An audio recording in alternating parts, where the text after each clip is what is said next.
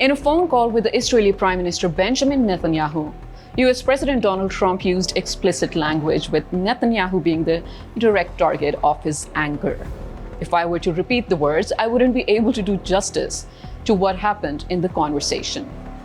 Just to give you a rough idea, he said, "What the are you doing? And everyone hates you."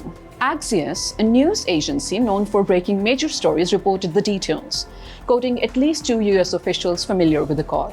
According to the report, one account quotes that Trump told Netanyahu that "you are crazy and the world is going to hate Israel for this." He was also quoted as stating that he saved Netanyahu during his corruption trials. The US is not asking Israel to compromise its security, but rather to stop provoking the Arab world.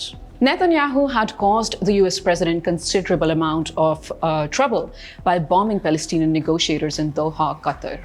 Reports indicate that Trump forced Netanyahu to apologize to the Qataris during a phone call.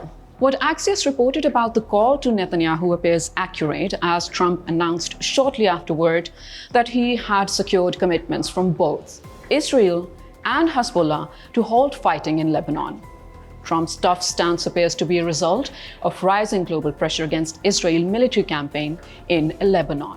On Monday, France called an emergency UN meeting backed by countries like Qatar, Egypt, Jordan, and Germany, where council members urged immediate de-escalation and the protection of civilians. Iran has also been pushing for an end to the Israeli offensive in Lebanon.